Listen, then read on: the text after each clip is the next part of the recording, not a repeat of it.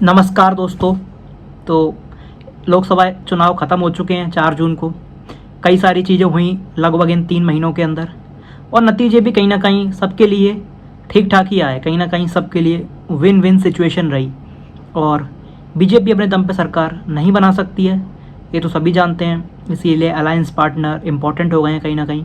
नीतीश और चंद्रबाबू नायडू, इन दोनों की बैसाखियों पे कहीं ना कहीं अब भाजपा की सरकार चलेगी। देखते हैं कितने दिन चल पाती है। बाकी थोड़ा बात करते हैं आज कांग्रेस पार्टी के बारे में इस वीडियो में।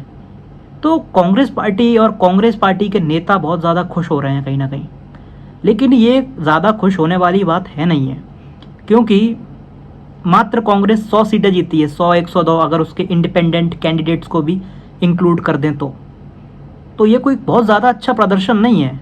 नो डाउट 2014 और 2019 के कंपैरिजन में ये प्रदर्शन कहीं ना कहीं अच्छा है, और all credit goes to Rahul Gandhi.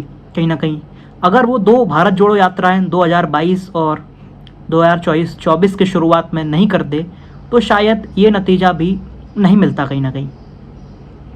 तो इतना ज़्यादा खुश होने की ज़रूरत नहीं है। मात्र 100 सीटें जीती हैं। 10 साल की भाजपा की सरकार होने के बाद भी वो 240 ले आए, तो ये बहुत ज़्यादा सोचने वाली बात है कहीं ना कहीं।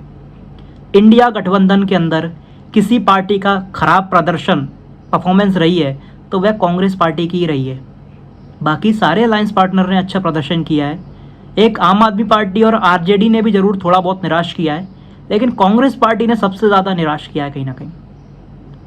कांग्रेस की मात्र 31 सीटें आई हैं जहाँ पे भाजपा और कांग्रेस आमने सामने हैं। एग्जाम्पल के तौर पर हिमाचल प्रदेश में कांग्रेस की सरकार है। चारों लोकसभा सीटें कांग्रेस हार चुकी है वहाँ पे।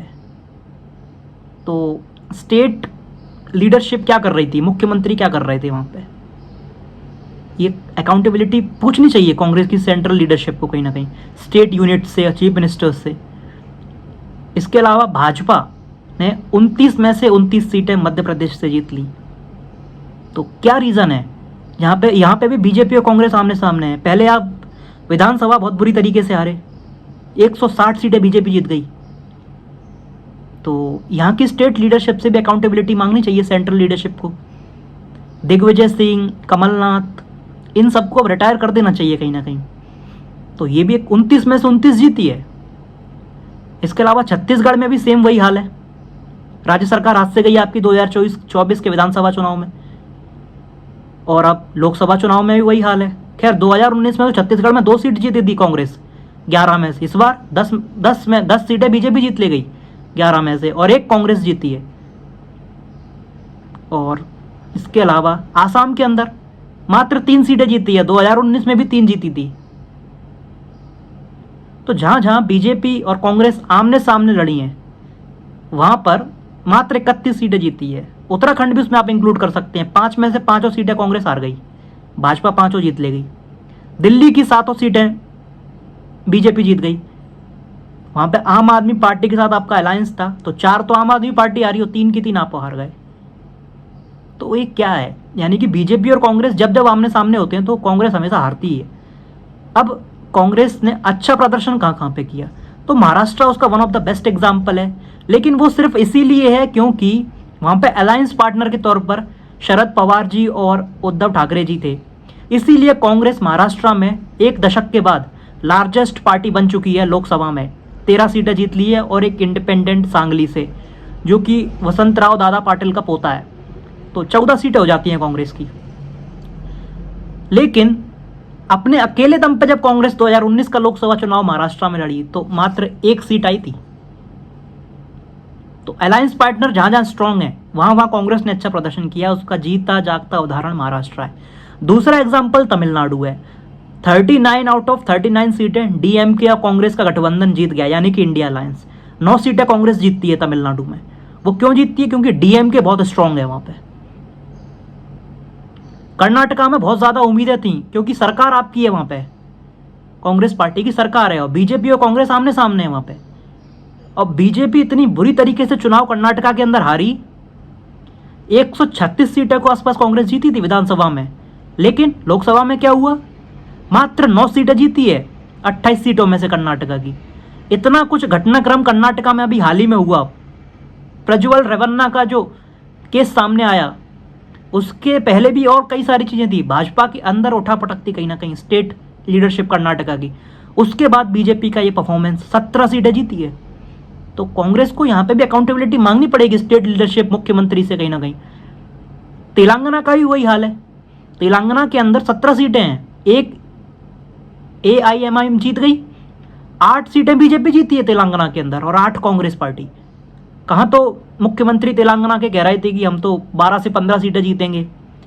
BRS को तो 0 मिली है, लेकिन बीजेपी 4 से 8 हो गई वहाँ पे, यानी कि दुगनी सीटें हो गई उसकी। और कोई बहुत बड़ा उलटफेर अगर होता है अगले विधानसभा चुनाव में तेलंगाना के अंदर, तो हो सकता है बीजेपी सरकार भी बना ले, क्योंकि BRS तो पूरी तरीके से इनकॉम्पिटेंट हो चुकी है। अब वहाँ पे बाइपोलर फाइट हो गई है कांग्रेस और बीजेपी की। अब तो ये सोचना पड़ेगा। लेकिन राजस्थान में जरूर कांग्रेस ने थोड़ा अच्छा प्रदर्शन किया है कहीं ना कहीं, 8-9 सीटें जीती है और टोटल अलायंस मिला के, कांग्रेस पार्टी का इंडिया अलायंस मिला के 11 सीटें कांग्रेस ने जीत ली हैं वहाँ पे राजस्थान में। राजस्थान छोड़ा तो सभी प्रदेशों में जहाँ पे बीजेपी और कांग्रेस आमने सामने है, सुपड़ा साफ हो गया है कांग्रेस पार्टी का। ये बहुत सोचने वाली बात है, इतना खुश होने की ज़रूरत नहीं है 100 सीटों में। अब आते हैं जनरल सेक्रेटरी पर। कांग्रेस पार्टी के अंदर ऐसे ऐसे इनकॉम्पिटेंट जनरल सेक्रेटरी हैं कहीं ना कहीं, जो पार्टी को दीमक की तरह खा रहे हैं। उदाहरण के तौर पर राजीव शुक्ला, उनको IPL से ही फुर्सत नहीं है।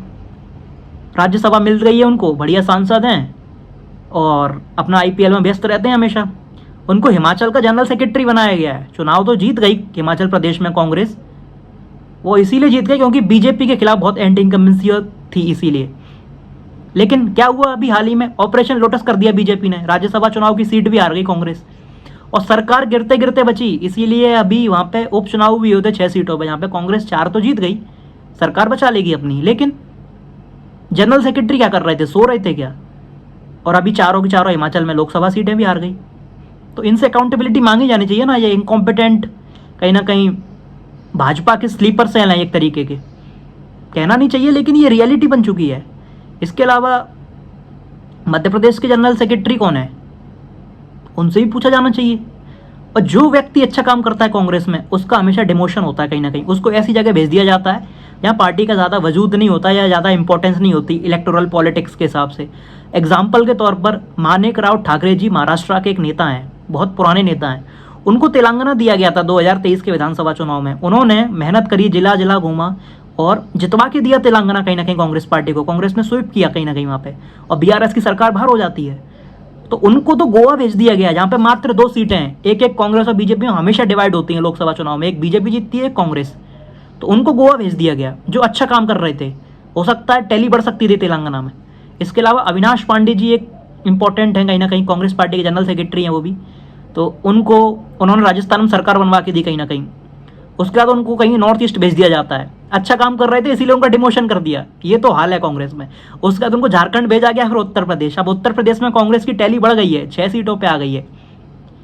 वो अविनाश पांडे की कहीं ना कहीं जो मेहनत है, उसके अलावा अखिलेश यादव की मेहनत है, इसी अलायंस पार्टनर की वजह से कांग्रेस की टैली बढ़ी है। अब हो सकता है कि इनका भी डिमोशन करके इनको ऐसी जगह भेज दिया जाए, मेघालय, अरुणाचल प्रदेश, जहाँ पे पार्टी का ज़्यादा वजूद ना हो। क्योंकि कांग्रेस पार्टी में जो जो अच्छा काम करता है उसका तो डिमोशन होता है कहीं ना कहीं, उसको तो हाशिए पे छोड़ दिया जाता है। लेकिन जो कांग्रेस पार्टी का नैया डुबो देता है कहीं ना कहीं, सुपड़ा साफ करने का काम करता है, उसको तो प्रमोशन मिलता है कहीं ना कहीं। अकाउंटेबिलिटी नहीं पूछी जाती है उससे, और राज्यसभा भी दे दी जाती है। तो कहीं ना कहीं ये सेंट्रल लीडरशिप को तय करना पड़ेगा कि कौन है अकाउंटेबल, उससे जवाब पूछने पड़ेंगे, वरना ऐसे ही पार्टी का सुपड़ा साफ हो जाएगा। और इस बार का चुनाव जनता ने लड़ा था, और राहुल गांधी की भारत जोड़ो यात्रा, इसकी वजह से कहीं ना कहीं ये 100 सीटें आई हैं, वरना ये भी नहीं आती। और अलायंस पार्टनर की वजह से आई हैं। और खासकर उत्तर प्रदेश में इतना बड़ा उलटफेर हुआ है, तो अखिलेश यादव को क्रेडिट देना पड़ेगा, उनका जो PDA था, इसीलिए आपकी सीटें बढ़ी हैं कहीं ना कहीं। तो देखते हैं। हरियाणा में तो उम्मीद थी कि 10 में से 10 या 10 में से 9 जीतेगी, क्या हुआ वहाँ पे? मात्र 5 सीटें जीती है। फिर भी प्रदर्शन अच्छा है, लेकिन थोड़ा और बेहतर कर सकते थे। तो यही सब है। अब देखते हैं आगे क्या होता है क्या नहीं होता है। क्या कितने दिन चलेगी ये NDA की सरकार, क्या कांग्रेस पार्टी की सरकार बनेगी केंद्र में गठबंधन की? देखते हैं। तब तक के लिए बने रहिए हमारे साथ। धन्यवाद।